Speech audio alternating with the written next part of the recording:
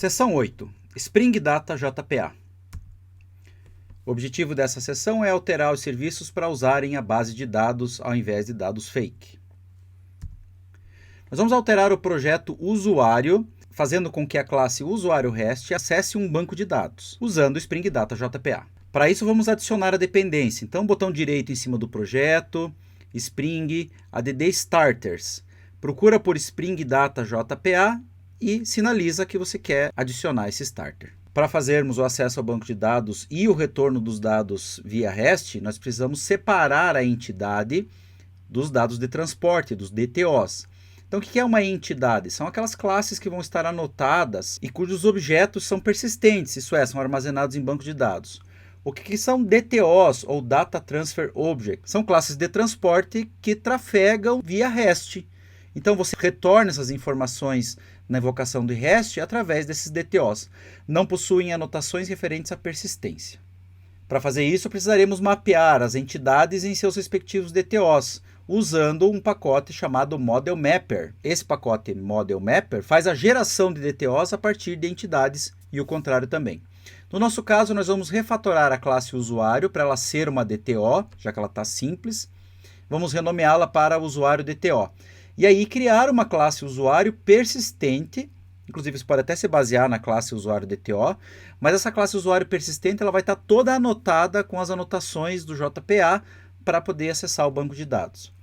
Também precisaremos criar um repositório, configurar o acesso ao banco de dados, instalar e configurar o pacote Model Mapper. Uma vez que você renomeou a sua classe usuário para usuário DTO, vamos criar uma classe da entidade. Na classe da entidade, acerte o pacote para o pacote certo que você tem aí, faça as importações corretas, JavaX persistence ** por causa das anotações, public class usuário, implemente serializable, vamos precisar de um serial version UID, vamos colocar um aqui.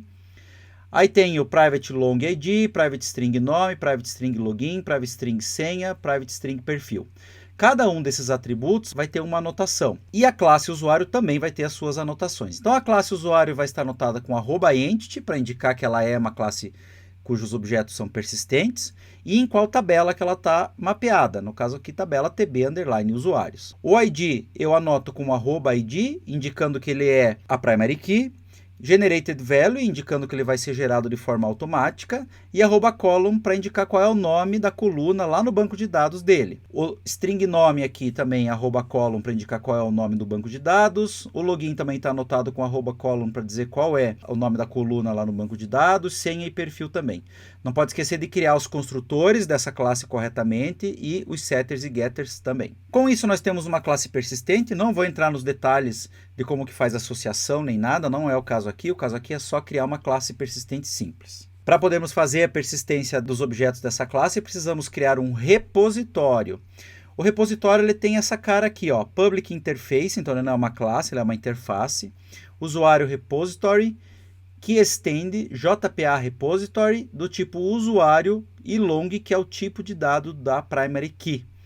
Esse JPA Repository ele está aqui, ó, nessa importação aqui. Criando só essa interface, você já ganha alguns métodos prontos. Então, com essa interface usuário repository, você já tem alguns métodos prontos para você, que é o save, que salva um usuário, save, passando uma lista de usuários para salvar todos os usuários da lista, delete, que remove um usuário, delete all, que remove todos os usuários, e find all, que retorna todos os usuários para você. Se você quiser criar outros métodos no repositório, você não precisa nem implementar, dependendo do tipo do método que você quer criar. Vou dar um exemplo aqui. Você pode criar um método chamado findByLogin, onde você passa uma string como login. O nome do método que está aqui, se ele contiver o nome do atributo da classe, o próprio Spring Data já cria essa query automaticamente para você. E quando você chamar o findByLogin, ele já faz a consulta por login, retornando um usuário. Se você quiser criar umas consultas mais complicadas, por exemplo, quero buscar por login e senha, você pode fazer findByLogin and senha, e você pode colocar, inclusive, uma query lá em cima, olha aqui, ó, from usuário, where login igual login em senha igual a senha. Claro que essa query aqui é uma query do JPA, não é uma query do banco de dados. E aqui eu estou passando os parâmetros, ó, o parâmetro login, que vai ser colocado em login, é esse primeiro, o parâmetro senha, que vai ser colocado aqui em 2 pontos senha. Ó. Então, esse login em 2 pontos login, esse senha vai ser colocado em 2 pontos senha. Perceba que você não precisa nem implementar esses métodos, que o Spring Data já faz isso para você. E aqui no nome dos métodos, se você colocar essas palavras aqui, ele já se acha em relação aos parâmetros que você quer. Para fazer com que o Spring Data funcione, você precisa mexer no arquivo application.properties, que é aquele mesmo arquivo que a gente usou para mexer na porta do microserviço. Então, os parâmetros são spring.datasource.url, com a atual URL do banco de dados, coloque a porta, o nome do banco de dados. spring.datasource.username, o usuário do login do banco de dados. spring.datasource.password, a senha. spring.datasource.driverClassName, com o nome do driver do banco de dados, né, da classe do driver. spring.jpa.hibernate.ddl-auto, isso aqui é se você quiser usar a inicialização automática do banco de dados.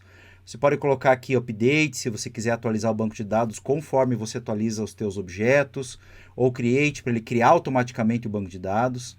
E spring.jpa.generateDDL falso, nesse caso aqui está falso, para desligar a inicialização automática. True, se você quiser atualizar automaticamente o seu banco de dados. Além disso, você precisa adicionar o driver do Postgres no seu projeto. Então, você vai lá, botão direito em cima do projeto, Spring ADD Starters, procura por PostgreSQL e seleciona quando aparecer o PostgreSQL Driver.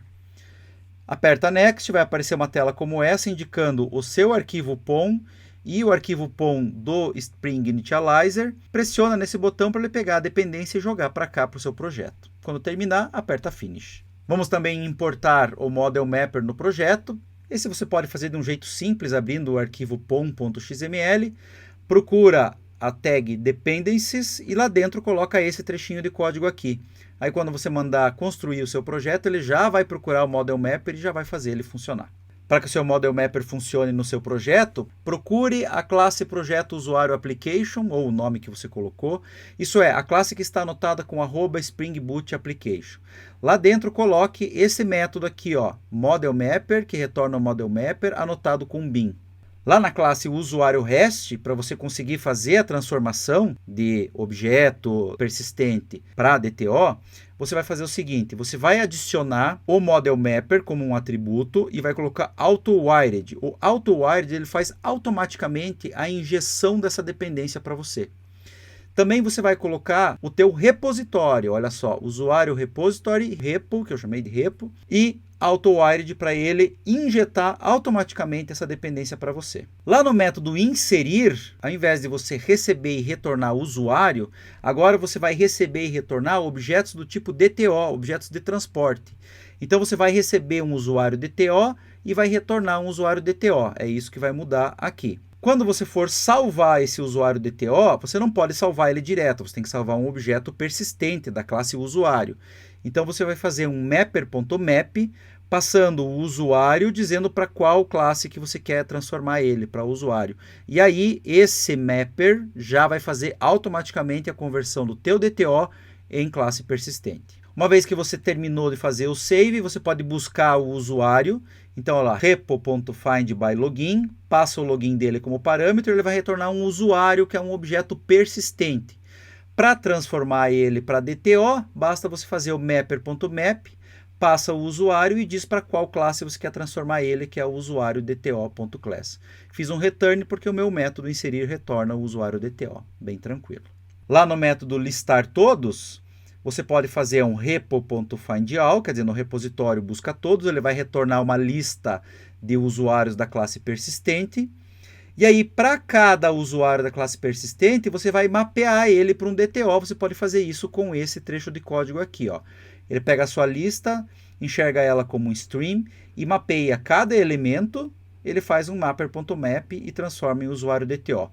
E esse collect transforma todos esses caras numa coleção para poder retornar aqui. Então é bem tranquilo e você pode usar esses trechinhos de código que eu mostrei aqui para vocês para fazer todos os outros métodos de vocês. Então todos eles vão seguir mais ou menos essa lógica. Transformação de DTO para classe persistente, conversão de classe persistente para DTO, conversão em lista e assim por diante. Uma vez que você fez essas alterações e subiu o seu serviço novamente, subiu os bancos de dados, a aplicação já deve estar buscando todos os seus dados de usuário no banco de dados. Lembrando de subir todos os containers que você tem. Como exercícios, vocês precisam rodar todos os serviços de banco de dados Spring Data, usar containerização para todos os microserviços que você implementou e implementar todos os microserviços para acessarem os bancos de dados de vocês. Então, com essas pequenas instruções que eu passei, vocês já conseguem fazer todas essas alterações. É isso, pessoal. Até mais.